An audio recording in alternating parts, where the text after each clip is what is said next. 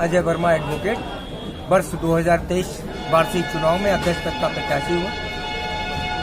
और मेरी प्रमुखताएं और जो मेरा कार्य है कि अधिवक्ताओं के, युवा अधिवक्ताओं के लिए सबसे बड़ी समस्या है जो उनकी सीटों के बैठने के लिए। इसके लिए निश्चित रूप से कोई प्रयास किए जाएंगे, चाहे माननीय उच्च न्यायालय में जो भी हमारा प्रपोजल पड़ा हुआ है उसको स्वीकृति दिलाना, और पीडब्ल्यूडी गेस्ट हाउस है उसमें अभी एनओसी नहीं मिली है, उसमें प्रयास करूंगा कि ये भी पूरी तरीके से एनओसी मिले और न्याय परिवार में यह शामिल हो।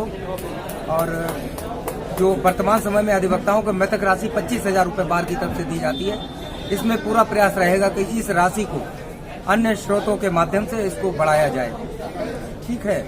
और अधिवक्ताओं के लिए इस 25,000 के अतिरिक्त बार की तरफ से कोई भी किसी तरह के सहयोग का प्रावधान नहीं है, तो इसमें भी प्रयास किया जाएगा कि कोई नई स्कीम लेके आया जाए जिससे अधिवक्ताओं को भी कुछ लाभान्वित हो। आप जब महासचिव थे तो उस कार्यकाल में आपकी क्या प्रगति रही थी, आपने किस तरीके के कार्य किए थे?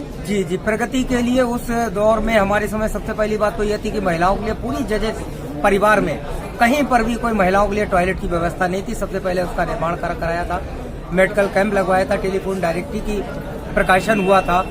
और सबसे बड़ी बात यह थी कि कुछ समय के लिए हमारा चुनाव फरवरी में हो गया था, तो वर्ष 2017 के हमारे महामंत्री कार्यकाल में हमारी कार्यकारिणी ने अपना कार्यकाल 10 से 12 दिन कम करके समय बिफोर चुनाव कराया था। और सबसे बड़ी उपलब्धि हमारी ये थी कि 17 से पूर्व बार की तरफ से अधिवक्ताओं के लिए मृतक राशि के नाम पर कोई भी पैसे की व्यवस्था नहीं थी। पहली बार एक कूपन की व्यवस्था करके अधिवक्ता कल्याण निधि के नाम से ग्रामीण बैंक में खाता खुलवाया, और उस राशि से जो जमा हुई है 25,000 रुपए की मृतक राशि पहली बार दी जाने लगी।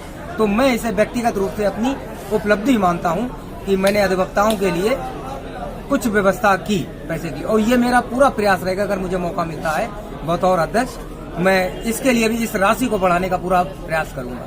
धन्यवाद।